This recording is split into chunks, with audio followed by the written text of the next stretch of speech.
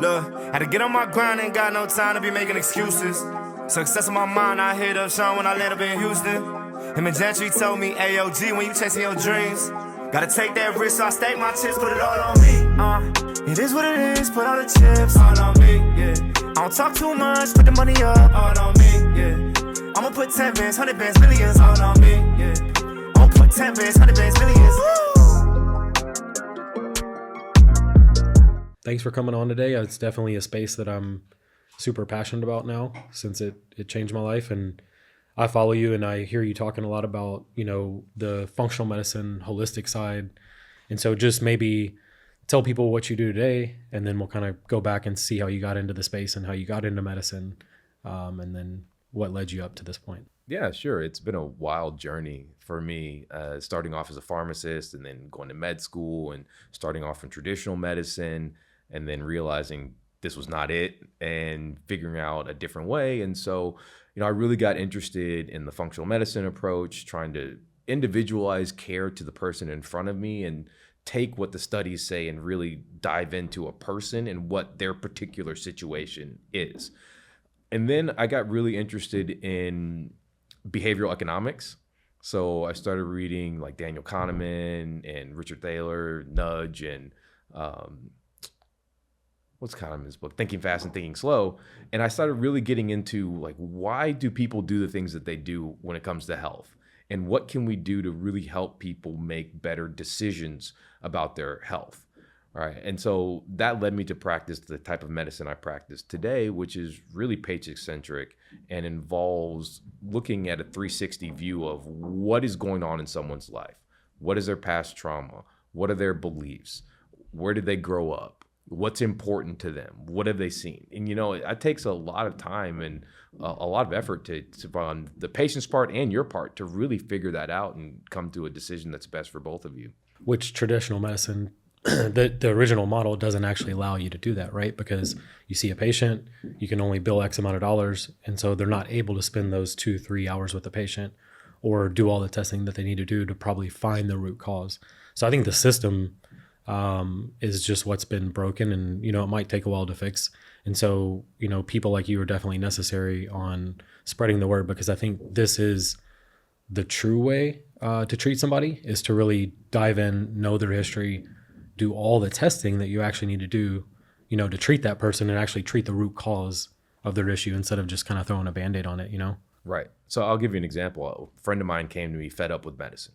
Right. This happened recently. He's been getting dizzy out of nowhere, almost passing out. And he's a young guy. He's healthy. Right. He works out. He eats well. No real medical issues. And this popped up. And he went to an executive physical. He had CT scans, MRIs, all kinds of blood work, still having this issue. And so I looked at all of this information. He's like, hey, send it over to you. I was like, send it over to me. Let me take a look at it. And I started asking him questions. Right? What happens beforehand? When do you feel this? Is there anything abnormal that you can think of? Anything different? And he told me something, and it kind of stuck with me as I was going through his material. He told me, when I go up on planes, the pressure in my ear doesn't equalize. And I was like, that's abnormal. Yeah. Right. So I looked at his scans, and he had an effusion in his mastoid sinus. So he had fluid in one of the sinuses in his head, and that can be associated with dizziness. And he even saw an ENT, and the ENT said nothing about those findings. And so why didn't they catch that? Because they didn't dive into his history. I asked him a ton of questions. I was like, when do you feel the symptoms? When do you not? Does anything make it better? Does anything make it worse? Could they not see it on the scan or They could see it on the scan, but they thought that it wasn't significant. Gotcha. And to me, a history tells you what's significant. A scan tells you what's there. But a history tells you, are these findings on a scan or are these lab values significant? Right? You don't treat lab values, you treat people. Yep. So if I have a significant symptom and I have an explanation for that symptom, that's something I want to investigate. And so then we found out he had a deviated septum, and that can cause issues there with, drainage and fluid buildup. And so we figured out what was going on and came to a plan on how to solve that. And in his case, I tried treating him with some like anti-inflammatories, things to help increase the drainage pathways. He got a little bit better, But in his case, it's not going to get completely better until he fixes the deviated septum, right? That's an anatomical reason for a symptom. So, I mean, that's a whole nother discussion on things like what causes people's symptoms. But you have to look at, is it anatomical? Is it environmental? Is it behavioral?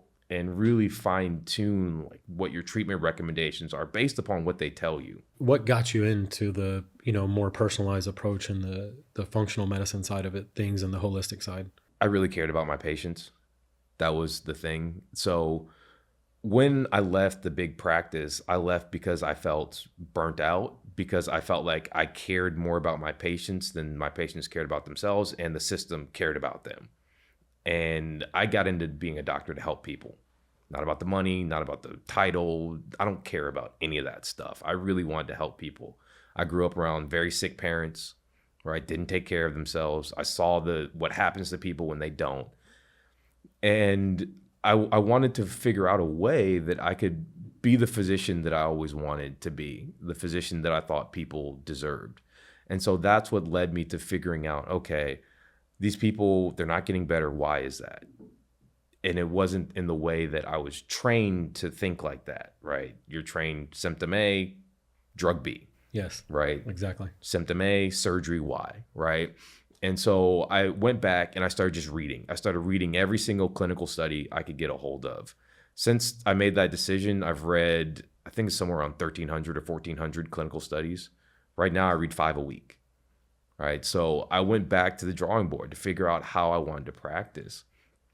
And it really led me down a pathway of and a framework of figuring out what's going on with somebody and how can I help them, and not really save them like a savior complex like we used to have when I was in residency. I thought I could fix everything. It's more of how can I guide you to the health status that you want, based upon what information I can figure out about your specific situation. Yeah, so prevent and not just treat them when they come in with something, right? I'm huge on prevention. Yeah, prevention and root cause. Like when we Right. try to find the root cause of it so we can stop this from happening and then also prevent other things from happening in the future. I think part of the problem too with the traditional system is what I always say is, people look at it as an expense because of the system, how it's set up. It's like, okay, when they go to the doctor, they know it's going to cost them some type of money or copay or whatever. And then they don't really get any long-term benefit. It's usually like, okay, they took this prescription for a week or two, they got better, took the antibiotic, and then that's it. That's all they associate with the doctor. And so if they looked at it as more of an asset, like a long-term asset, it's not really an expense. You're investing in it. And so it's going to be cheaper over time, no matter what. But even in the front half, I don't think people know how good they can feel. I think they're just, again, go back to the doctor, get treated, leave. So they don't associate it with like living a good life or, feeling good for a long amount of time or a long period of time. And so, definitely what you're doing is the right way, because you can actually sit with someone and improve their life, their overall life for the long term, and not just that week when they came in with some issue, right? Yeah, my favorite patients were the 20-year-olds who came to me and said, you know what, I just saw my grandfather pass away from Alzheimer's, right? Terrible situation. I've seen that, my grandfather passed away from Alzheimer's. And they said, Doc, I don't want this. What do I need to do to prevent this from happening? Those were my favorite patients because they were engaged, they listened, they were curious, and they really wanted to prevent a bad situation from happening instead of react when a bad situation happened. And part of like my mission today is educating people that a lot of what we face here as far as the big chronic diseases are preventable, right? And they start way earlier than you think. I don't know if I've heard a couple people say this, that Alzheimer's was type 3 diabetes, or they're considering it type 3 diabetes. It's a subset. So a lot of people, when they have Alzheimer's or a lot of neurocognitive conditions, Yeah. what we're seeing, like Alzheimer's, Parkinson's, other types of dementia, there seems to be abnormalities in glucose regulation in the brain. Okay. Right. So even on autopsies of people who weren't diagnosed with diabetes, you can see changes in genes associated with glucose metabolism that are typically seen in people who have diabetes. So we see very conclusively now in the data that there is an association between diabetes and the development of dementia. So you're seeing people like Dale Bredesen doing interventions, metabolic interventions to improve cognitive health in patients who have dementia. Now, dementia probably takes 20 or 30 years to develop, right? And what's really interesting now is we're starting to look at markers. What kind of blood work can we do, right? To see if you have signs that you're higher risk. We have those now, but you need to do a spinal tap. And that's not something that, people are going to sign up for. Plus there's risk in sticking a needle in someone's spine, right? So getting blood biomarkers that say, hey, these biomarkers are elevated. This elevation is associated with dementia. Is this something that you would like to learn about, how you can lower your risk of developing dementia? The GLP-1s and all the stuff that's coming out, I guess, they'll know over time. But do you see those as like a long-term prevention or lowering the risk of, I guess, dementia and Alzheimer's for a lot of people? Honestly, outside of, diet, number one, and inflammation and some other things. But I guess for as far as like mass America, I'm pretty sure that would probably lower the risk, right? You would think so, yes, because it lowers risk factors. So obesity, big risk factor for development of dementia. In fact, when you look at correlational studies, the larger your waist, the smaller your brain. Really? Right. So we see that, of course, most people know or have heard now that obesity is a pro-inflammatory state, right? It shifts the kind of inflammation and immune balance to one that favors more of a inflammatory state, right? And so inflammation over time, systemic inflammation is associated with development of dementia. And this is usually marked by high sensitive CRP or some other IL-6 or some other inflammatory marker, right, that you look at. So reduces obesity. The GLPs are actually anti-inflammatory as well. Yep. And so reducing inflammation and then improving blood sugar. So you're looking at three major things right now that we know of that GLPs could help in preventing people from developing dementia. We're still really scratching the surface on all of what we call pleiotropic or multiple effects of GLPs. I think we're going to see some really interesting stuff there. Alcohol use and substance use. We're seeing a signal there that people, when they start taking them, if they have alcohol or substance use disorders, it improves that. And that's I've heard of that before. That's huge. Yeah, I've heard a lot of people saying it just reduces your, I guess, cravings, right, for alcohol or food or whatever, but it reduces that, and then they just no longer really want to drink as much. It doesn't have that craving to go drink. Which is reorienting how we think about desire and cravings in general. Right? Yeah, right? Crazy, right? So, over time, the whole food industry could probably change. Just the amount of fast food restaurants and everything that just got built, the long-term view, if you like reduce not everyone's craving, but the majority of the population, I wonder what it'll do to all the just fast food places and processed food and everything else. I wonder if that'll be a shrinking industry from now on. I hope so. I think so. I think hope it does, because that every way you look at ultra processed foods, high intake of ultra processed foods is not beneficial for human health. Now, there's only one condition I can think of or one scenario where ultra processed foods may be beneficial. And we were kind of talking about this offline, is that people, and I've worked with some high performance athletes. If I tried to get some of my high performance athletes who need 6,000 calories a day to do that eating chicken and vegetables, that's going to be really, really hard. Yeah. Right. And so these are people who are burning through calories while they're training. I may need them to eat something that's very calorie dense, just so they don't get in a situation where they're undernourished as far as calories for a prolonged period of time. Because that's something that a lot of people don't think about. But if you're a high performance situation, you need to make sure you get enough fuel to do so.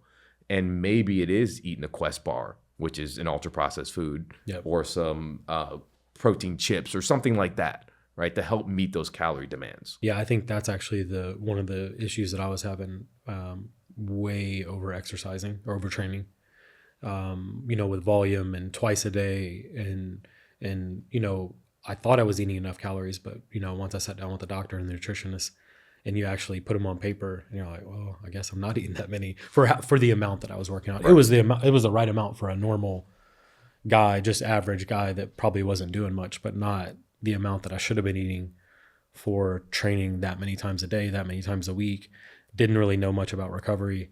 And so that kind of started my path down, functional medicine / real diet and nutrition, understanding that stuff and how your body needs it and how your brain needs it.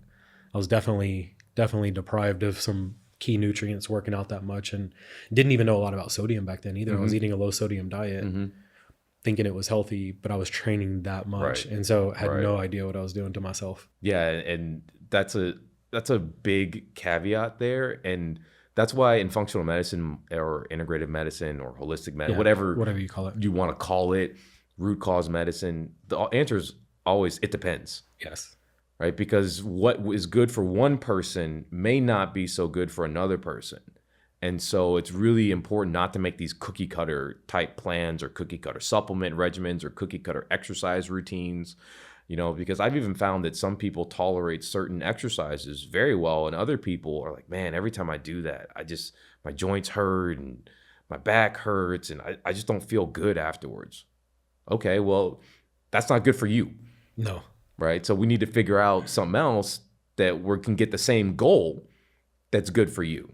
Whenever somebody's first starting out, they're interested in, doing the right testing and then, getting on, this type of program or looking into this type of medicine. What tests are the most important? What should they be looking for? Ask their functional medicine doctor when they first go in. What are the most important they should do? You start with the stuff that's high hanging fruit, right? Or low hanging fruit, right? Stuff that is relatively cheap, high impact, right? Iron deficiency is way more common than people think. And it can have far-ranging symptoms from fatigue, joint issues. That's very common. Vitamin D. Vitamin D deficiency. I was low on that whenever we first started down that path, Very common. And vitamin D is important I think vitamin D is important for 200 different genes, regulating 200 different genes in the body. And hormones too. And hormones, blood sugar regulation, immune system, right? All kinds of different things.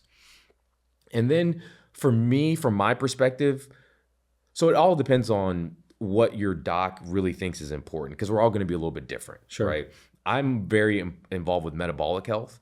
So I look at things like uric acid, something that a lot of docs don't measure. We know that a uric acid, and it depends on if you're a man or a woman. I see mostly men. So 5.5 to 6 is kind of a cutoff there. If it's above that, that's associated with cardiovascular disease and diabetes, dementia. So I measure uric acid on everyone because it's a marker of metabolism, of purine metabolism. Sure. I measure homocysteine, another metabolic marker, right? Elevated homocysteine. Typically, optimally, we like that less than 10. If it's above 15, that's when I'm starting to really wonder about what's going on there. If you look at the data, supplementing with B vitamins decreases homocysteine, but it doesn't really change outcomes. And I think that's because with a lot of these things, the time window isn't long enough, right? Most of the time, the studies are looking at maybe a year, maybe 2 years, right? But what if I have that homocysteine elevated for 15, 20 years, 30 years?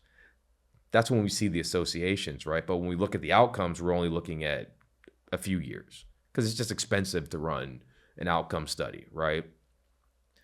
I also look at high sensitivity CRP. I'll look at glycol A. That's a new one that's about inflammation and immune function, right? So these are just some basic things that you can start with. I always tell people start with the basics and then go from there. Because a lot of times people want to go to the most advanced stuff first, but if we don't correct the basic fundamental stuff, the advanced stuff is kind of, in my opinion, wasted, right? Correct the basic physiology, the basic things, the high value things first, and then move on from there. That's why I wanted to go through it, because I think when, the messages I get, they'll say, hey, should I start, this peptide or this or that, it's like, no, you actually have to go and do the basic testing, and you need to do a lot of things probably before you even get to any of this stuff. And so that's why I wanted to kind of walk through it. And so outside of those basics, would somebody look at doing a genetic test, or what would be some of the other tests they should look at doing, when they're first starting out, want to get as healthy as they can, but they're starting from zero and they come in to see you. Probably haven't exercised that much, maybe off and on, but that's kind of where I'm I'm trying to get so people have some action items like when they first go or what to think about when they go in. Yeah, I usually don't start with a genetic test because a genetic test is really as good as the person interpreting it, right? Yep. And you have to have a good understanding of symptoms and physiology, right? So a lot of people will come to me with genetic testing and ask what the value of it is. Like, I don't know. I don't know you. I don't know your situation. I don't know if this is causing your problems or not, right? I think the start, like we talked about with just the basics, if you're not doing much right now, one of the simplest, easiest things you can do is just walk more. Sometimes with some patients, that's the first thing I'd start. You know, we know that if you look at like step count, 7,500, 8,000 steps a day, and some studies can cut all-cause mortality by like 50%, right? I just read a study that came out a couple weeks ago that said if you compare people who got 7,500 steps a day versus those who got less, it reduced risk of depression by 42%. That's astronomical. Yeah, just physical activity in general. Right. Yeah. Just from walking, you know? And so that's a good place to start. Doing some type of strength training. I don't care if it's resistance bands, kettlebells, dumbbells, you know, body weight, even if it's for 5 minutes twice a week. Right? I think a lot of people think that they have to go work out for hours to get the benefits. You don't. You can get a lot of benefit for a surprisingly small amount of time. The research on exercise snacks is very encouraging, that you may be able to get the benefit of, let's say you have 30 minutes to work out. Yep. Doing a continuous 30-minute workout versus 31-minute workouts. And the benefit there seems to be pretty similar, right? So even just starting with brief periods of movement throughout the day. You know, looking at your stress levels, that's a huge thing. What are you doing to moderate stress? And I look at two things when I talk about stress. I look at stress management. So that's what do you do actively when you're stressed? Like when you encounter a stressful situation. Things like meditation, breath work, things about mindset, how you view the world, that makes a big difference. Gratitude, that makes a big difference in like stress management, because you'll remember like, oh, things aren't that bad. There's a lot that I have to be grateful for. And then stress resilience. How do you make yourself more resilient to stress? Exercise is my favorite It's always been my go-to for sure. Yeah, because it helps lower stress acutely, but it also makes you more resilient to stressors. Meditation is the same way. Meditation makes you more resilient to stress, but it also can lower your stress in the moment. So those are two things that I typically start with: increasing physical activity and mindfulness, because they're often low cost or no cost. Doesn't cost you any money to start walking. Doesn't cost you any money to start meditating or doing some form of mindfulness. Low risk, high benefit. What are some of the next steps, you know, a patient would take, or, you know, somebody that came in and saw you and, you know, they start doing this stuff, they're improving, you know, what would the next, you know, round of tests, or what would you start looking at to even get them healthier or have more long-term prevention? Usually for me, what I do is I have people write down 3 goals, right? What are your 3 health goals? And I'll look at those goals. I'll look at their, you know, their basic blood work, look at their kind of environment, their mindset, and I'll pick the highest value target to start with. And then I'll kind of move down from there. So if we started off, they're exercising, they're doing some strength training, but they're not doing any vigorous. They're not doing any sprinting, right? Anything that's going to increase their VO2 max, right? Then I'm going to start talking to them about, oh, hey, there's this marker called VO2 max. It's basically a measure of your maximum aerobic capacity. It's really, really correlated. Let's say they told me longevity was important. It's really, really correlated with how long people live, right? It's one of the best correlated markers we have for longevity.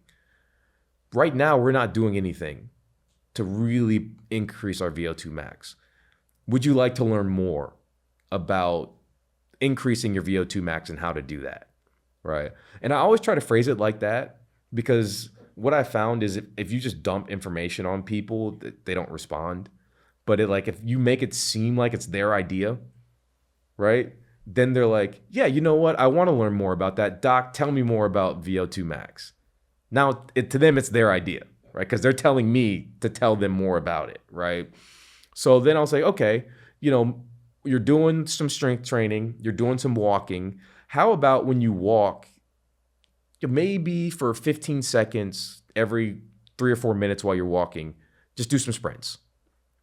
Don't try to hurt yourself. Don't try to be Usain Bolt, but do some type of vigorous activity, maybe 2 or 3 times a day, right? Just to start increasing their VO2 max, right? So that's the kind of way I approach it. We'll start looking at sleep, right? How your sleep scores, if we have them, how are you sleeping? There are questionnaires you can use. I might send people a sleep journal. The NIH has one that's pretty good, and it can help people figure out and diagnose why they're not sleeping right? And then often the one that I leave last, unless they're really interested in it, is nutrition, because it's the most polarizing one. That was my next question. Yep. So when it comes to diet, what tests do you do when somebody comes in, or what are some of the standards somebody should look to when they're starting, to look at doing a different diet or something that's going to improve their health? Yeah, so I'll start looking at, again, what are the high value targets here, right? Vitamin D, magnesium. Yep. Although it's really hard to measure magnesium. Magnesium in the blood, 99% of your magnesium's in your bones. And even RBC magnesium is still a pretty poor marker of overall magnesium levels. So then I might have someone put in their dietary information in something called Chronometer. It's an app that links to the government's database, and it will actually tell you, based upon what you eat, these are the amount of nutrients that you're getting per day.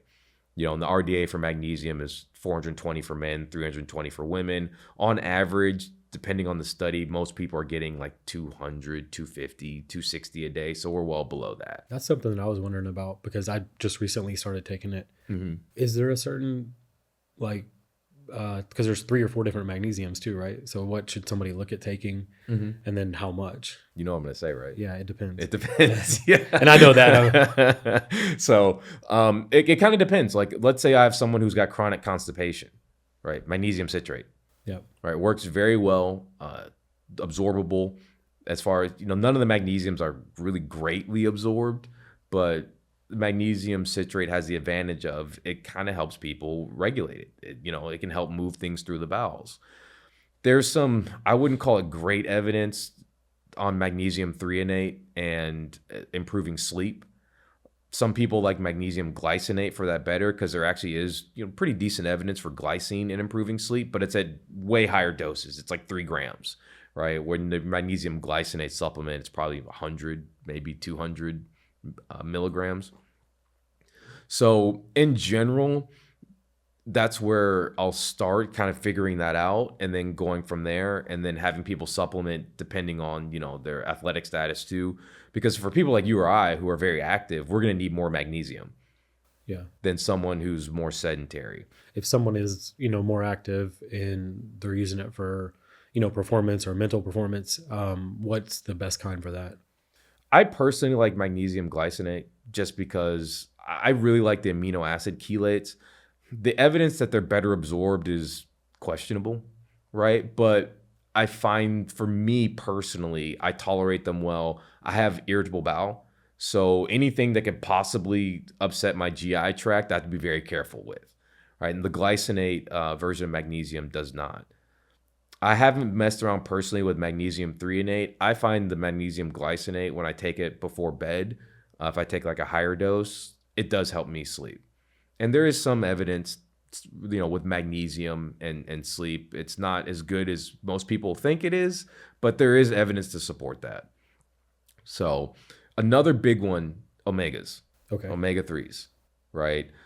You can measure them. You can do your omega index. You can look at there's tests now where you can look at all different kinds of blood lipids, right?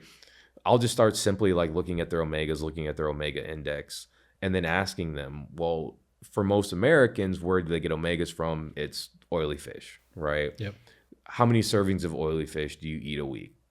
If you eat 2 to 3, you may not need to take fish oil, right? I think the RDA for omega-3s is 400, 420, something like that per day. And so if people aren't eating that and their omega index is low, okay, supplementing omega-3s could be very beneficial for you in the long run. And that's just if they're not eating enough servings of fish, really. Yes. Would there ever be an instance where you supplement it outside of that if you are eating fish every day? There could be. So, for example, this is not rooted in science yet. It's kind of more mechanistic. For me personally, I have the ApoE4 allele. I'm a carrier. I'm a 3/4. So that means that I have a higher risk of developing dementia. There's some preclinical evidence suggesting that partially with that ApoE4 allele, part of the problem is in regulation of lipid metabolism, and there may be issues getting enough omega-3s into the brain. So for people like me, I may suggest 2 grams of fish oil a day, right? If preventing dementia is something that you're really interested in. Now, do I have a randomized controlled trial or something like that that says that? No. I'm basing this on preclinical evidence, right? But 2 grams of fish oil, 3 grams of fish oil, for the most part, is probably not going to cause a whole bunch of adverse effects. If anything, it might upset your stomach. Yeah. Right. Or, there is some evidence now that omega-3s can help with muscles and muscle health. Right. So if I have someone who's an athlete, I may recommend a higher dose for that person if they're really in a phase where they're trying to build as much muscle or strength as they possibly can. Because how working with athletes, they have a very short window before the season where they're trying to get as strong and ready for the season as possible. Yep. And then during the season, their workouts are more functional, light, more about recovery than it is about building strength. They're supplementing with fish oil. Is it also help their joints or their, I've heard that before too, where it helps your joints, or if somebody's having like joint pain or mobility, it can benefit that also? Yeah, so fish oil can be, the omega-3s, and this is also interesting, depending on the situation, a lot of these fatty acids can be either pro-inflammatory or anti-inflammatory. A lot of the things we think of as pro-inflammatory can kind of be either, depending on the situation. Your body's smart. It kind of knows what to do in certain situations. The omega-3s tend to be more anti-inflammatory, right? So if someone's taking them, sometimes they will report that. Yeah, my joint health got better, less pain. Some people will report mental clarity when they start taking them because, your brain does use a lot of fatty acids for making, the myelin sheath, the covering of the brain. So these are things that I've seen people report when they start taking fish oil. Back to the diet part of it. I know, everybody's different, but is there a test that, somebody could look at taking if they were, food sensitivity or micronutrient? What would be important for somebody to take, if they were trying to cut out inflammation and they did a certain test to try to do that? So I used to do a lot of food sensitivity testing. I used to do a lot of microbiome testing. I really don't anymore, right? The only time I'll do microbiome testing is if I'm convinced that they may have an infection, like an occult infection that I haven't been able to find, right? So I'm looking for evidence that they have an infection. Really, the most important thing when it comes to foods to me is symptoms. And keeping an accurate journal of when you have symptoms and trying to correlate it to something that you eat, right? Because you can do the testing, the food sensitivity testing, and it shows you're sensitive to something. And someone's like, I've been eating that all my life. I've never had problems when I eat it, right? Okay. But then you can do the testing and so they're fine eating strawberries. And like every time I eat strawberries, I get horrible acid reflux, right? Yeah, so symptomatic. Symptomatic. Yeah. Yeah, we just don't know enough about the gut really to say that linking certain microbiome findings to food intake is beneficial, or what's a healthy. Really, there's a couple things we know about the microbiome. A healthier microbiome is more diverse, right?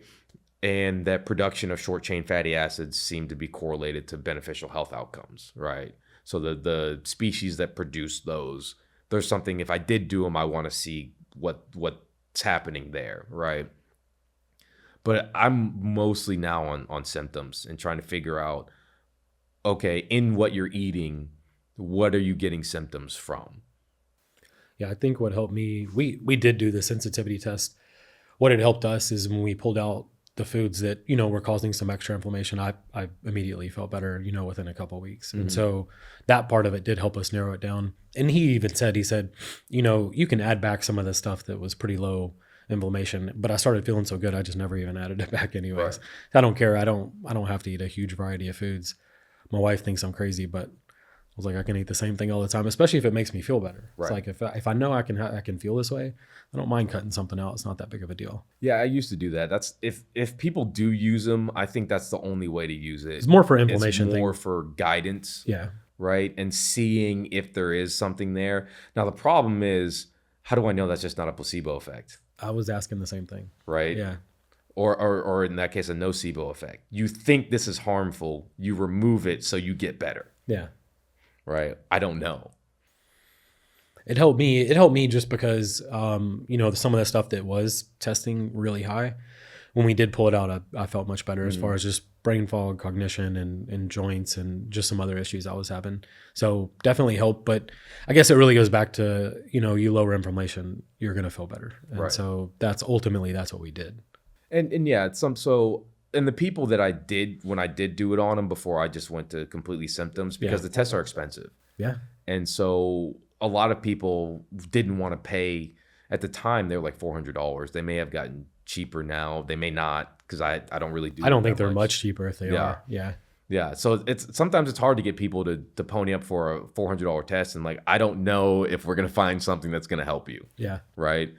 But with a good food journal and really being in tune to your symptoms, we're going to figure this out. How often do you change? So if somebody does keep a food journal and they come into you, it's like 2 weeks before you see them again, and you see it, and then you go, okay, you felt this way each time you ate all this, we're going to pull this out. And then you go the next 2 weeks, or how long before? It kind of depends. So if someone tells me, every 3 or so weeks I get this horrible headache, then I'm like, okay, let's look at things in a 3 or 4 week period. Okay. Right. So you can kind of look at the frequency with which people have something. So symptomatic again, just trying to rule out things and pull out what's needed to basically make them feel better. Yeah. What I've learned as a physician now and a health practitioner is asking the right questions is the most important thing.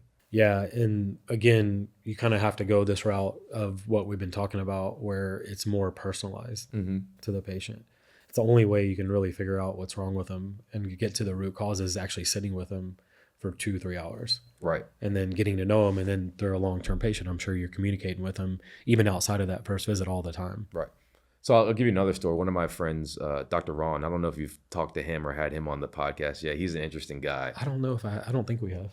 Okay. I'll connect you with him. He's a great guy. Yeah. He runs the Texas Center for Lifestyle Medicine here in Houston. Okay. Yeah, no, that'd be great.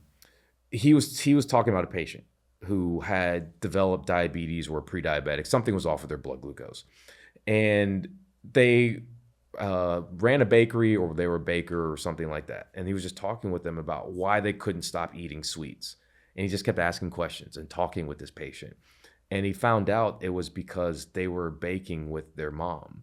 And when their mom passed, that was kind of how they kept the memory of their mom alive, was through the consumption of sweets. Okay. And he said, what got her to break that habit was, well, don't you think that your mom would want you to be healthy and not be diabetic? And it clicked for that patient right there. And they were able to break that habit. That is a true practitioner, because they were able to get down to the root cause, and they could have run all this testing. They could have done the right supplements, got them to exercise, done all of that. But they were able to figure out, just by talking to the person and asking the right questions, what was the root cause of the behavior that was leading to the problems. On the supplement side, is there something that people, because there's a ton of products out there, a ton of marketing, people see ads all day long. How do they either vet a supplement company or know what to take and not know what to take? I mean, how do they make that decision? Yeah, definitely don't take something because your neighbor in a MLM says this product is awesome, right? But so again, if you're going to start taking supplements on your own accord, the first thing I would tell them is really examine your nutrition pattern and see, are there things that may be missing in your nutrition pattern that you're not getting? Are you not getting enough fiber? Take a fiber supplement. Are you not intaking enough omegas through oily fish? Well, that's our main source. Take an omega, right? If you're only eating like 3 different foods, you might want to take a multivitamin, right? So that's the kind of place to start. Originally, supplements were made for that reason, to supplement what people weren't getting or maybe couldn't eat in their nutrition plan, right? Now, if you want to branch out further than that, look at, and you have blood work. Well, are you insulin sensitive or insulin resistant? Right?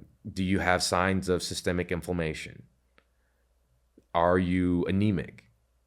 Is your vitamin D low? Right? These are the high value targets like we keep talking about. And then let's say you want to vet a supplement company. How do you know a supplement company is good? Are they using marketing terms? Or are they talking about in terms of research? Right? And not just do they have research, look at the actual research. Is it in humans? You don't have to read the study, but just look at it and say, is this a human study? Is it a randomized controlled trial? Right? That's more believable. Now we have things like Consensus, which is an AI, where you can literally type in what is the human research on whey protein and strength, and it'll pop out something for you. Great app. I refer people to it all the time. Examine.com is another one. Examine.com, you can do the same thing. Does ashwagandha work for stress? And it'll actually point out the studies, the human studies. It'll give you a rating based upon their review. Those are two great websites to figure out, does a supplement actually have evidence for someone like me that it works? And then for the supplement company itself, look for companies who are third-party tested. And companies who are third-party tested will tell you they're third-party tested because they're very proud of that. You know, I've served on the scientific advisory board for Gaia Herbs, very big supplement company. We made sure, one of the things the company did was make sure that they were scientifically sound, that they were third-party tested. They did their own research, right, on products, and make sure it's actually like good research. If they said they did a study on 8 people, that's not good research. That's not really believable. So those are the things that I tell people to look for. USP, NSF, what's the international one? IS something, I can't remember. Those are supplements who have been third-party tested. So at least you know you're getting in them what they say. I'm even for protein powder. I don't take a protein powder that's not third-party tested because you have no idea what's in it. You've seen all these studies. There was one with melatonin. There was one with CBD where they had like fractions of what they said they had in it, or like 2 or 3 times what they said they had in it. And then they put other stuff in there that is not on the label.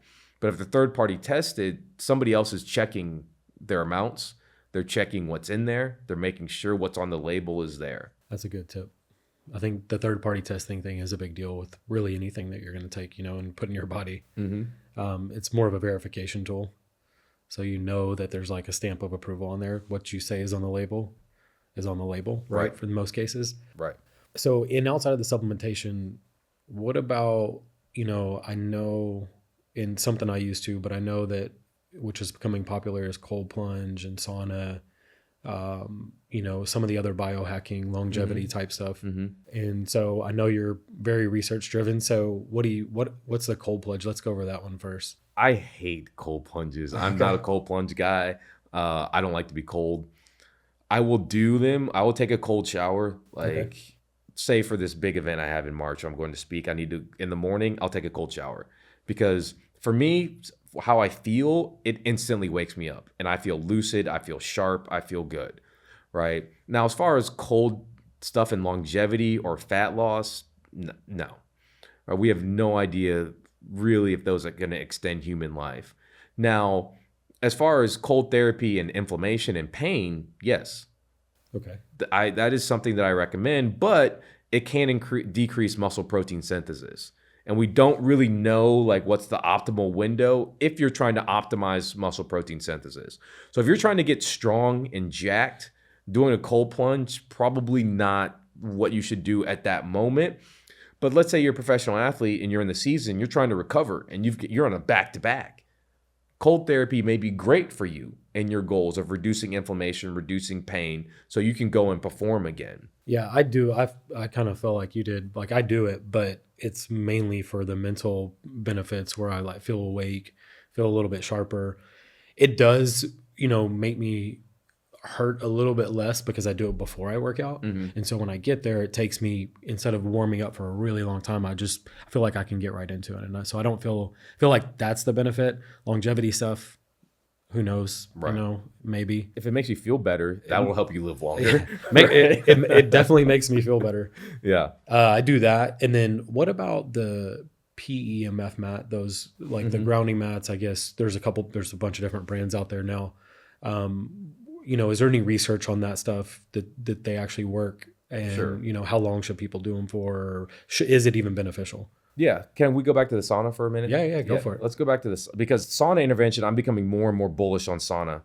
It's the only thing I don't have year. at my house. Really? So, yeah. I'm ready to get one. I don't really have any more space. Yeah. My wife's probably going to kill me if I show up. You with get a sauna. portable one to start off with Really? because I don't have the space in my house. So I got a portable one. It folds up. I put it in the closet. I unfold it. I sit in it. And you get the same benefit as It's infrared. So we don't have as much data on Okay. infrared as we do like traditional Finnish sauna. Most of the people, when they're talking about the benefits of sauna, are talking about traditional Finnish sauna, right?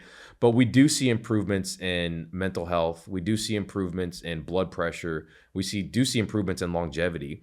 I believe the studies on longevity, people were using it 30 minutes a day, 5 times a week. And there was like I think it was like an 18%, something like that, reduction in all-cause mortality.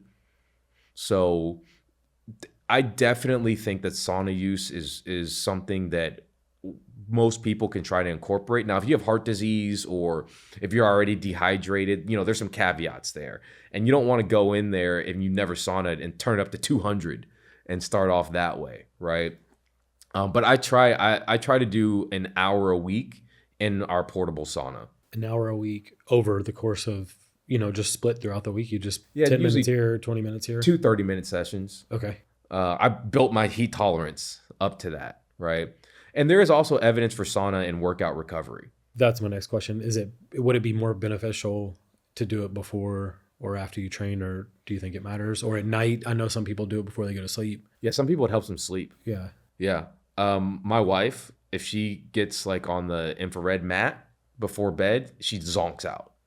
Right. And sometimes I can't use it for too long because I'll sit there and I'll start to get relaxed and I'll start to fall asleep. Yeah. So that's something I've seen people anecdotally. I don't know of any evidence that's looked at that, but anecdotally, you know, people are saying that left and right, that sometimes sauna use, and not all the way up, like, you know, just a little bit of heat before bed helps them sleep. I think for workout recovery, it's great. You know, as I'm older now, 42, I'm still lifting somewhat heavy. Just joint stuff just pops up. Soft tissue stuff pops up more often the older you get. I found that it helps with that mood. So there was one study where they had people do, I think it was an hour infrared sauna session. And even, you know, and I'm ballparking this stuff because, you know, I don't have notes in front of me. I think it was 6 weeks later, people still experienced improvements in depression scores off one sauna session. Oh, wow. Yeah. Right. And for me, like after I get out of the sauna, my mood elevated. I feel great, feel fantastic, ready to take the day. So I've become more and more bullish on sauna use over the years. Well, that's my next biohacking thing. I'm getting in the sauna. Can I do it? Doing it 7 days a week, is that bad? Probably because it's a stressor. Okay. It's the same thing like exercise, right? So maybe every other day or 3 times a week if I was going to do it. I tell people individualize it. It kind of depends on your nutritional status, right? Your hydration status is very important when you're saunaing, right? Your electrolyte status, because when you sweat, you're going to lose a ton of sodium, potassium. You're going to lose some magnesium through your sweat.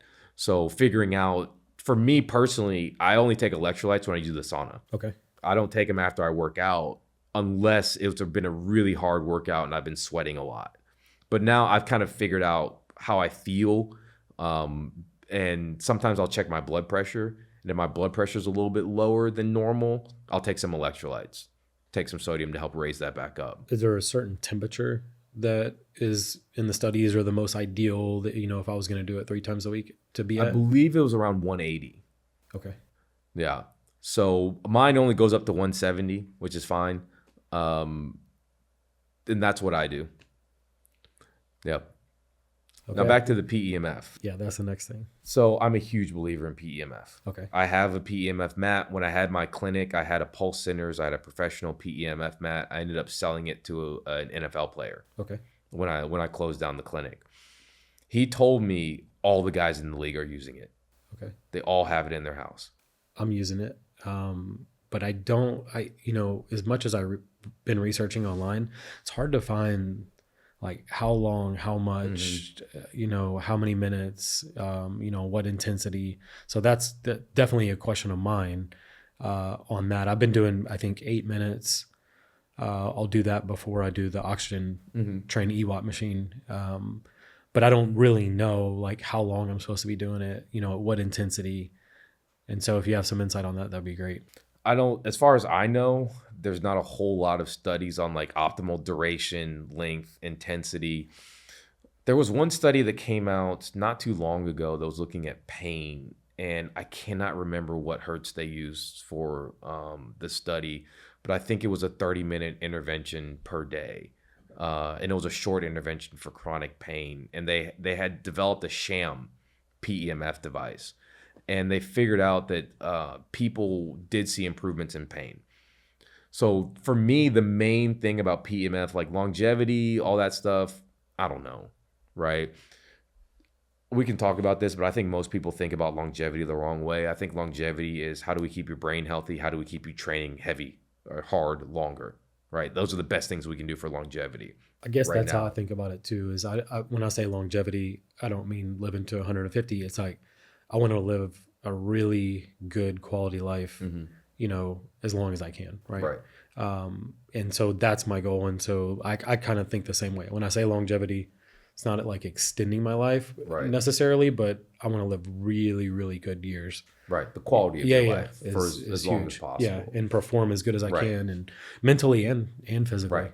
And I think PEMF for me does that because, so I have chronic back pain. I've got scoliosis. I have a really tight L4, L5 disc space. My dad has sciatica. His dad had sciatica. So there's a congenital abnormality probably in our spines. Hopefully that doesn't pass on to my son. But, 3 generations, the outlook not so good for him. I've had sciatica since I was a teenager. And I suffered in silence for decades. My leg would just be numb sometimes, couldn't feel it. That's scary. And I went to a doc. They're like, well, it's stable. It's not going to get worse. We can operate on it if you want to. And I was like, I'm 22. You're not cutting on my back. There's no way. I'm going to figure out other ways to get this better. And one of the final things that took it to the level where it's at now, to where I've got feeling back in my leg, I'm pain-free most days, was the PEMF technology. Okay. So I'm a huge believer in that for pain relief because I've seen it work for me.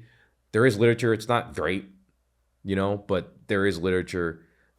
It doesn't seem to be any severe risk of harms. My personal belief is I think you could probably overdo it. I've talked to some other practitioners who do it, and they typically don't recommend people do it for more than 20 minutes at a time. And that's pretty much my goal is I do 20 to 30 minutes a day, 5-6 days a week. I've been doing it 4 times a week, and it's 8 to 10 minutes is so probably fine. Yeah. And again, I don't have any chronic pain, more for performance, mental performance, more energy, blood flow, for all those reasons. And then after that, we can go into, I do the EWAT training system.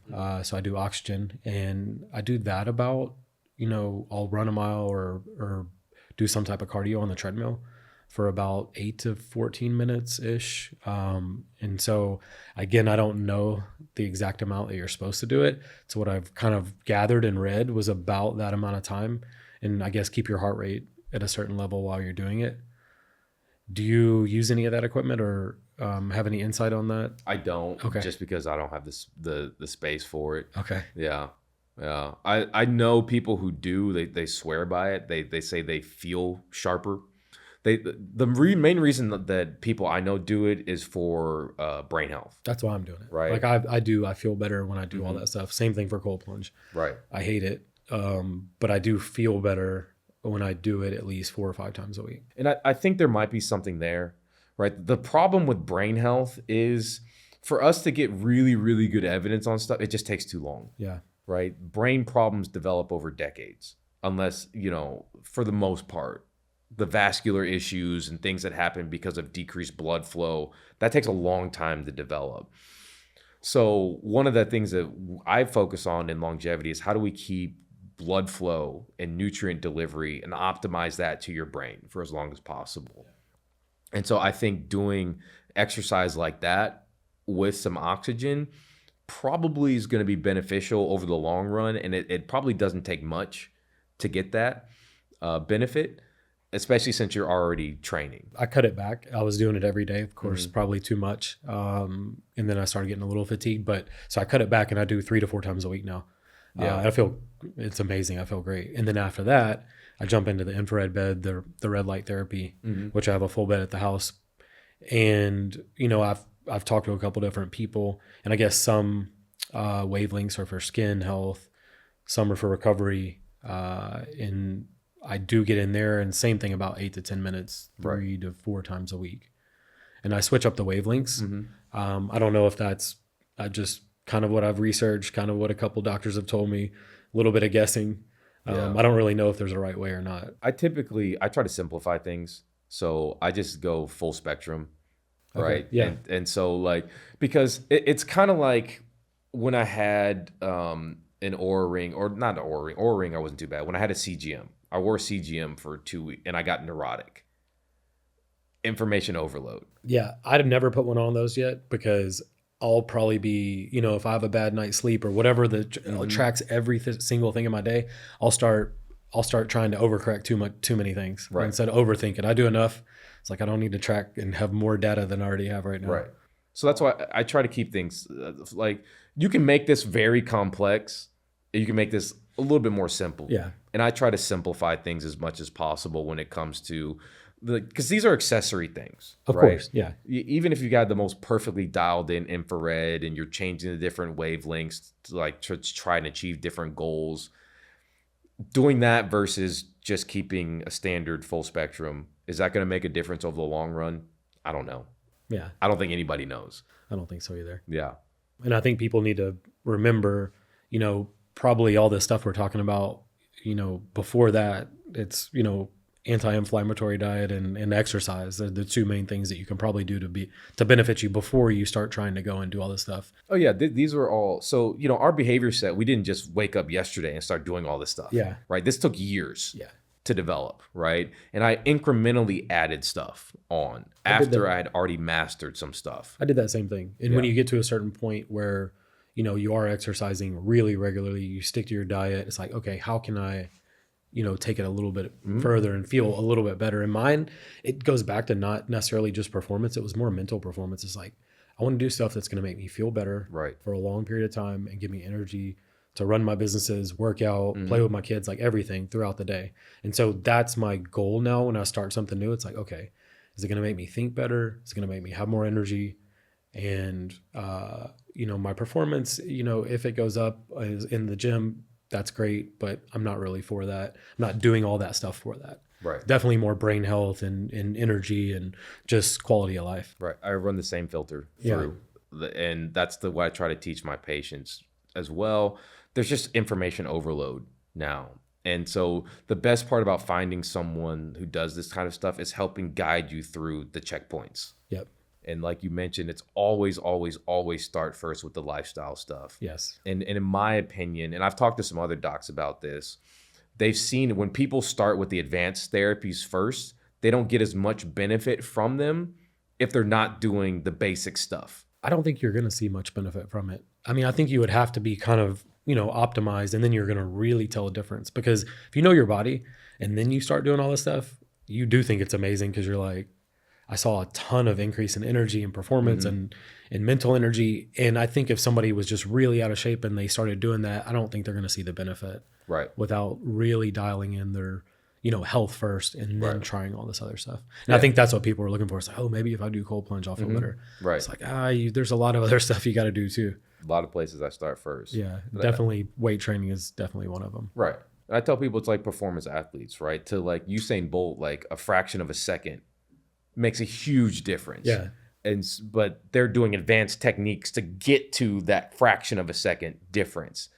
For most people, if I cut my time by like 10 seconds, I could probably do that pretty simply by like doing some very basic, change my form, do it more frequently, right? And so that's the way I try to get people to think about it, is you're going for the big stuff at the beginning, and then the small stuff, once you get to a more advanced level, can have more of an impact. No, that's great. Is there anything else somebody should, maybe should look at that we didn't talk about today, that would be beneficial besides, strength training, diet, exercise, some of the supplements we talked about, some of the biohacking stuff? Social connection. Okay, that's a good one. Part of it's a lost art in today's society. Really finding a tribe where you feel like you belong, like you've got your people, right? I've got, guys like us, we're all over the place, and we're on all different kind of interests, business and professional, personal, right? So I've got different I got my business people I talk to, I got my health people, I got my video game people, I got my travel people, right? So I have all these different tribes that help fuel my different interests. And then I see people like my parents who have no friends, no social contact, no contact with the outside world. I never even thought about that, because, I talk about that a lot. It's, your grandparents and your parents, you see that generation, they just retire 65, and then they sit on the couch and they watch TV. And then, of course, it's sad, but you can see it every, slowly decline every year, every year. Like there's no good quality of life that comes from that. And so, I always thought the first thing that comes to mind is, physical activity and diet and exercise, but I never thought about the social connection part of it too. I mean, that's pretty interesting, because again, that generation sit in the house, don't leave, watch TV, maybe read a little bit, but I watched my grandparents do that. Right. And then just deteriorate every single year. And then of course my grandma ended up getting some type of dementia or something. And then my grandpa, not the same thing, but a year later he dies too. So it's like, and I watch him just become worse and worse and worse and worse. And, now you don't have to live like that anymore. Right. There's just so many things out there that you can live a really, really good life. I mean, 65 is young now. You could feel great. Yeah. Young. I'll tell you, we could have talked about this earlier. I forgot it, but every now and then it pops in my head. The defining moment for me that changed my practice philosophy was I had 2 patients show up at the time, a husband and wife, 95, 96 years old. I'm looking at their chart, no medications, no disease states. And I'm like, this is incredible. I can't wait to talk to these people. Yeah, I went out and told my front office staff, I'm like, cancel my next 2 patients, because I want to spend time talking to these people. I want to know how they got there. So I'm talking with them. They're like, we've been exercising since we were 20. They still hit the gym for 30 minutes. She's like, she hits the elliptical and then does some weights. I do some weights and then I do some cardio, both of them together. They were traveling the world. They were playing with their grandkids. They were still working. He was still doing some consulting. She was like knitting and selling some of those, like e-commerce business. I mean, that was like the American dream. And I just wanted to talk to them and figure out, like, how did they get there? And that changed everything for me, because they did all the basic stuff. They were still actively engaged in loving life, and they were in their mid-90s. Yeah, keeping somebody that's still mentally active, again, it goes back to probably social connection, is probably going to extend life more than anything, because my grandpa, I watch him do the same thing. These grandparents sat on the couch and just deteriorated. And then, my other grandpa, 95, just sharp. I mean, probably worked all the way up until he was 90 and drove all the way up until he was 90. And just still in, pretty good health. And so it's just interesting to see, you can see the difference of just what the lifestyle stuff and keeping your mind active and your body active is going to do. And these people are doing all the above, right? Right. A little bit of exercise, still working, like, challenging themselves mentally for sure. Right. And then of course, social connection, they're traveling everywhere and outside and not cooped up in their house. Right. Playing with their great grandkids and looking forward to, playing with them. And they still had things they wanted to do. 95 years old. Think about all the experiences you had, and they still had things they were looking forward to do. That's my goal. So whenever I do all that stuff, again, I think we talked about that longevity word. It's more of like quality of life. And so that would be the goal. Right. End up like those 2 people. Yep. Yeah, my goal, I told my wife, is when I'm that age, I want to enter like a powerlifting competition, right? And just to do it. Every once in a while, I'll see a video on the internet where Yeah. like some older guy or something's like doing something like insane. It's like, why can't that be me? It could be. Yeah. Especially now. I just feel like you can live that quality of life until you get into the high 80s for sure. And maybe even longer when we get older.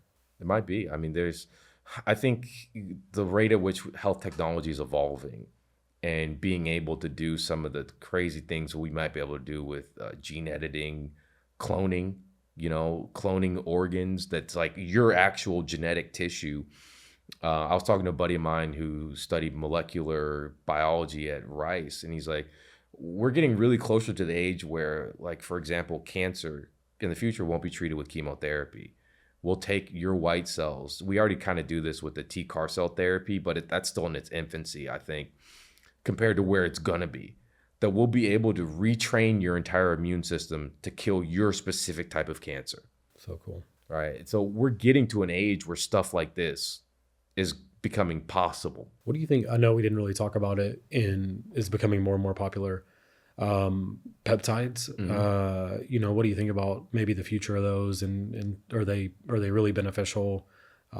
Just what are your thoughts on them? Yeah, GLPs are a peptide. I know, right? I know. So most people don't know that Yep. that the and they think that GLPs are new. The first GLP came out like when I was in pharmacy school in 2004. Exanatide, developed from Gila monster spit. Yeah, Really? Yeah, that's where poisonous lizard that grew out in the desert is where we found the GLPs. Really? And then we didn't find it. We found a stabilized version because we knew GLP existed, but in the humans, GLP's half-life is like seconds. So you make it and then it's gone. So in the Gila monster, we found a stabilized version that actually lasted. And so that sent things to like the research rat races where people kept making better and more stabilized peptides. I'm very bullish on the small molecule peptides because in the future, I think we'll be able to cheaply, we can already do this now. If you want to 3D sequence a receptor, what a drug binds to, you can. The difference is the way mine look are probably a little bit different than yours, right? And that's why we have different responses to drugs, right? Because drugs bind to these things and then it causes a change downstream. Well, it's like a lock and a key, right? Sometimes, if your key gets a little worn, it may not fit the lock the same and you got to jiggle it or whatever, or do something to figure out how to open that door. Same thing with receptors. So in the future, you could print, like you have a target, you could model their receptor and you could print a peptide that will fit that particular person's receptor perfectly. How cool is that? Right? I think that we will get to that future. I think we will see that future. And so you'll be able to really make designer drugs or designer peptides that are specific for an individual. That would be really interesting to see. Yep. What about the current ones that are on the market? Just some of the popular ones that are they beneficial? I know some of them are available at the pharmacy, not so much anymore. And I know that's kind of ever changing. Yep. But what are your thoughts on just some of the ones that are out there that, are they good for everybody, or should somebody look at taking them? Or is it, some people it's not good for? I mean, I know they're naturally occurring. Right. And it depends on, different people's bodies or issues, but what's your thoughts on those? Yeah, this is something I've been struggling with for the last year, because what the literature available on these things versus what people are feeling when they're taking them, completely different, right? And the scientist in me wants to completely discount anecdote, right? But you can't. So let's, for example, NAD, right? I've got a video on YouTube where people are just roasting me because I said, this is why I don't take NAD. I've not been a fan of NAD. The literature on NAD is not great. Maybe helps decrease lipids at the risk of possibly increasing blood sugars. You talk to people who are taking it. It's me. Yeah. I take it. It's amazing. Yeah. It just helped me a ton. So, and again, it wasn't day one when we did all this, functional medicine stuff. It was probably, later on, but it was one of those things that I could see a huge benefit in, mentally, and then just energy levels and everything. So definitely know it works for me. I tell people about it. Don't know if it works for everybody. We did have a doctor on that was really one of the smartest guys in genetics that I've, ever talked to. And he kind of breaks down why it worked for me, but not my wife. Because he actually had both of our genetic reports. He's like, this is why you feel such a difference. And she doesn't really feel anything. Right.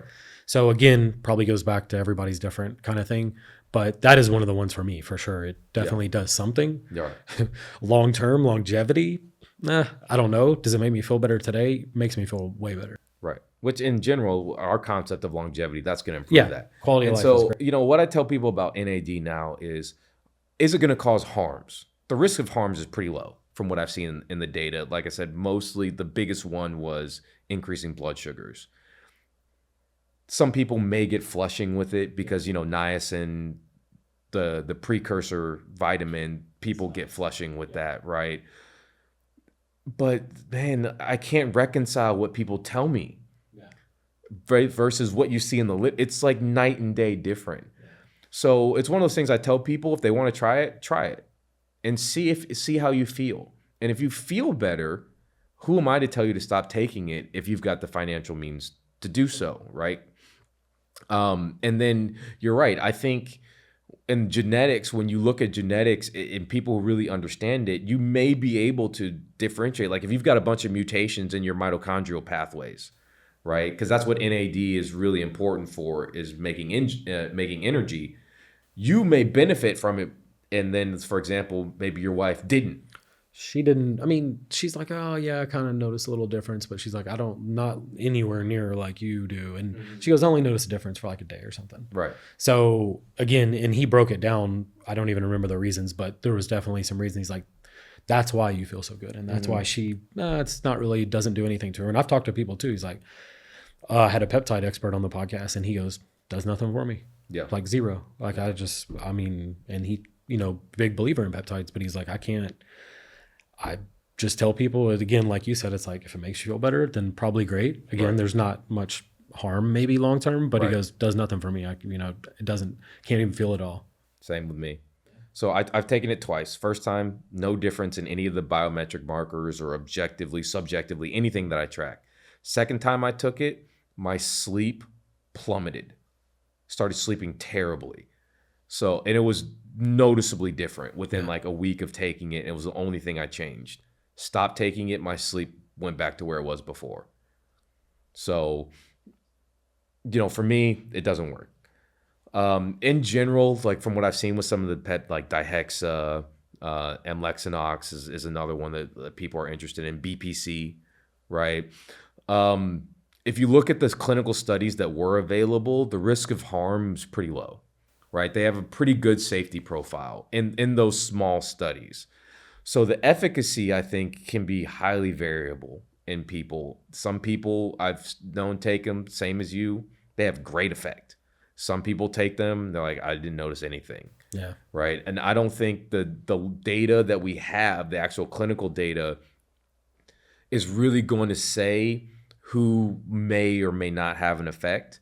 You're kind of, people who are doing this are being their own scientists in the lab. I think so too. Yeah. It's like, does it make you feel a certain way or not? Or does it do what it says you think it's going to do? Like BPC, like I know a lot of people swear by it. Some people said that, it didn't really do much for them, but definitely helped my wife. Like me, I never really had any injury, so I can't say that it helped me. I took it when she was taking it, just to see if I had better performance or maybe got a little bit more energy. Maybe I could tell I had a little bit more energy, but I don't know if it was from that. Right. She had some issue with her shoulder and her back where she actually did an MRI and she had some disc something. And she was laying on a heating pad, and when she took it, it for the most part like went away. So I don't think it was coincidence. It was definitely it was hurting her all the time. So it was beneficial to her. And again, me, I don't know, maybe could have helped something, but again, I didn't have any injury or pain when I took it. And I've heard the same thing, like BPC, TB4, CJC, and ipramorelin. People, like if you just take those and for, just general health purposes, probably not going to make a difference. What I've seen them really be useful for is recovery protocols. Yeah. Right? So you have an injury or something starts nagging you, you get on it for a couple months. A lot of people do growth hormone wrong. Growth hormone is not anabolic to muscles. but it is to connective tissue, right? But you have to be careful with growth hormone, because if you look at the data, IGF-1 levels are what you can measure, because growth hormone is highly variable throughout the day. IGF-1 is more stable. Liver, growth hormone goes to the liver, tells it to produce IGF-1. IGF-1 has a U-shaped mortality curve, meaning too low, bad, too high, bad. So you don't want constantly high IGF-1 levels, right? But if you need to pulse it to recover from an injury, that's probably the best use case scenario. BPC, I think for most people, same thing, recovery, unless you have some type of intestinal disorder, like ulcerative colitis or Crohn's or something like that. I heard about the gut thing too, yeah. I know a lot of practitioners who are using it for their people who have those diseases, and they're reporting pretty incredible things in those patients, right? So again, patient selection, why, what's going on, all of that matters tremendously. Dihexa, we're seeing a lot of people with like ADHD, anxiety, depression, because it works for neurogenesis, so helping nerve cells grow and mature. So those conditions, we've seen people improve with that. Amlexinox is another one that we'll use. It was a drug. It's actually still, I believe it's still used in Japan for asthma, but it was a drug they were looking at for obesity-related complications. And they did see in a study that it helped lower inflammation in people who have obesity. So I know some practitioners are using that as an adjunct to the GLPs. Right. It's going to do both of those things. GLPs do, but in people who have really high inflammatory symptoms, because the GLPs you have to titrate, right? So if they have high inflammatory stuff going on that you think is obesity related, it may not be till month 2 or 3, once you've titrated up the dose, that they start to feel better. Makes sense. Yeah, the Dihexa stuff was interesting to me. Somebody told me about it, and I kind of wanted to try it just for, again, I was like, if I take a little bit of it, will it increase mental performance? Will it give you a little bit more energy? I don't know. So I haven't tried it yet, but I was interested in some of the cognitive ones that were out there. And, when I did talk to the peptide expert, he's like, look, anything you try, if you are going to do it, just start super, super low, like more lower than you think, whatever the dose is, then just kind of go up from there, especially like the ones that are, right, for cognitive enhancement or anything else, because it affects people different in different ways. Right. And that's like anything, right? I even try to do that with supplements. Yeah. That aren't just like straight like polyphenols or something like that. That's a fruit extract or something like that, because you just don't know how people are going to respond. Everybody's so different. Everybody's different. And that's the principle. The pharmacologist in me is trained that way. Always start at the lowest dose that you can possibly start at and titrate people up, because you just don't know what dose people are going to respond to. And you just don't know when you're going to tip over that threshold from beneficial to toxic or adverse effect. Yeah. You always want to, from what I found too, is like, you want to, if something does have a good effect, you just want to be on the lowest dose possible to get that good effect. When you always increase it, doesn't mean you're going to get more and more and more, right? Right. You may get more adverse risk than benefit. Correct. Right. So yeah, in pharmacology, we call that minimum effective dosing. And I've built my entire practice philosophy around minimum effective dosing, finding out what is that level so you're maximizing benefit and minimizing risk. Jay also told me too, on all the GLPs, he's like, the dose that they have, that like the FDA has and the pharmaceutical companies have, is way too high for the average person. Really, you only need just such a small amount. That doesn't need to start out at this X amount of dose and then work your way up all the way to the highest dose. He was like, they're going to see benefits just from just such smaller doses than they have, that the doctors are prescribing that's out there. Yeah, I was talking to somebody in their clinic. They don't go above like 0.7 on semaglutide, right? And so, if you look at the traditional dosing, it's 0.25, 0.5, 1, and then you go from 1 to 2.4. So you're like, wait a minute, that's a huge jump, right? If you look at the relative, like the increase at that point, going from 0.25 to 0.5 to 1 to 2.4, right? So they were only using 0.7 max dose that they were seeing, and they were reporting that they were getting pretty much the same benefit, that people in their clinic were losing 15-16% of their body weight at that lower dose. Without having, or, you know, the risk of having some higher side effects for a lot of people. And you see them. I mean, talking to my friends in the hospital, and, you know, one of my jobs, I still look at hospital charts. So I like it because I can see kind of what's going on in that space. Mm-hmm. You're seeing people get admitted to the hospital with GLP related adverse effects, and it's usually after they increase a dose.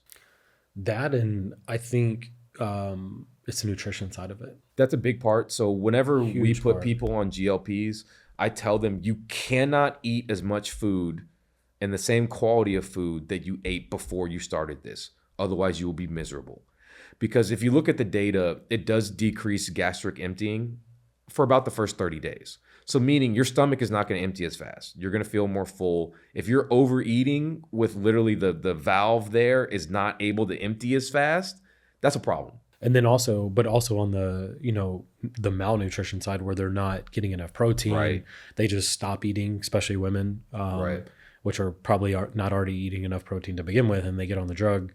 And then that's when they're having a lot of the side effect, hair loss, and like all this stuff becomes from nutrient deficiency. Yes. Not necessarily directly from the drug or the peptide. Itself. Yeah. Right. So if the drug is exacerbating because you're eating less already pre-existing nutrient deficiencies, that's a problem. Yeah. Right. So I'm a big advocate of putting people on a multivitamin when they start. In fact, people have come back and told me, yeah, my doc didn't tell me that I started the multivitamin. I felt so much better. Right. Just a simple intervention like that. Also, everybody I tell about the protein intake. You know, Huge. If you look at the data on maintaining muscle mass in a calorie deficit, you need more protein than if you're not in a calorie deficit to maintain your muscle mass. What would be the protein requirement for all these people that are listening? Because I'm sure a lot are on GLP ones and other versions of it. What would be the protein requirement for maybe a man and woman that, you know, just moderately exercising, just started on it, just so they don't lose muscle mass or get you know, malnutrition or anything? Yeah. So in general, for most people, like I recommend 0.6 to 0.8 grams per pound, right? Just kind of like as a muscle sparing amount. You may need to go up to 1.2. I've seen some people even go up to 1.6 grams per pound in people. And I think it also depends on how aggressive your calorie deficit is. Yeah. Right. The more aggressive the deficit, the more likely you are to lose weight fast, the more muscle mass you're likely to lose, right? Now, the muscle mass loss on GLPs has been way overblown. No one actually really knows, because if you look at a DEXA lean mass, it's muscle mass, it's water, it's connective tissue, it's all of that, right? But I think a lot of it just comes from not eating the right foods. It's not from the actual drug itself. Yeah. It's from not eating. You just don't eat. You're going to lose a bunch of muscle mass. If you're not eating enough protein, you're not extra strength training. Correct. You know, and then you could look at function. Even people in the studies, if they did, say you did lose muscle, right? You're losing body fat. You're more functional. So my hypothesis would be there, if you did muscle biopsies, and I don't know of any studies that have done this, that muscle that's left would be healthier. Okay. So it would be a net benefit. Yes. Because, you know, we know that people who are obese, their muscles are basically diseased. They're insulin resistant. There's fatty deposits in the muscle, right? You can look at it on, you know, on an electron microscope, and it looks completely different versus like someone who's lean, right? So my argument there is we're probably developing, yes, even if it is less muscle. And the best data I've seen on this estimates like 10% maybe muscle mass, right? That remaining muscle is healthier. So that's a net benefit. Yeah, I think overall it's probably good for, I mean, definitely good for America, just because, you know, if it's able to reduce the amount of processed food and change their lifestyle, which I've seen a lot of people do, you know, they get on it, initially lose a little bit of weight, but then really get into working out and really change their lifestyle. And it's kind of what my doctor says too. He's like, once they see that and they see that click, you know, that's where you see most of the positive benefits. You know, you're having someone change their whole lifestyle, quit smoking, lower their drinking, you know, along with all the bad food and zero exercise. Right. So I think overall, I think they're definitely good. I mean, I know they're becoming very popular. And I guess there's different versions of them on trials to come out even in the next year or so. Yeah, there's Retruditide. I think that's the next Retruditide, one that's going to come out, and I think there's 2 or 3 more after that. The semaglutide also has another one coming out that has a additive that did help people lose more weight, right? To counter tirzepatide. Tirzepatide works better and people have less side effects, right, than semaglutide. So I think, if you look at over the years, like I talked about exenatide, 2004, 2005, ton of side effects, twice a day dosing, right? You look at from where we started to where we are now, and they're continuing to get better. And I think, like we mentioned earlier, the pleiotropic effects of these things, we're just scratching the surface of all the benefits that people can see from them. Well, man, I appreciate you coming on. I could probably talk about this all day long, but let people know where they can find you and, maybe follow you and get more information. I follow you. I know you go over studies pretty much every week. So it's one of the reasons I follow you, but definitely good information, and let people know where they can find you. Yeah, definitely. Instagram and LinkedIn, Dr. Harris MD. I do have a TikTok. Unfortunately, I got roped into TikTok at Dr. Harris MD PharmD. Those are kind of the best ways to reach me. And I appreciate you having me on the podcast today.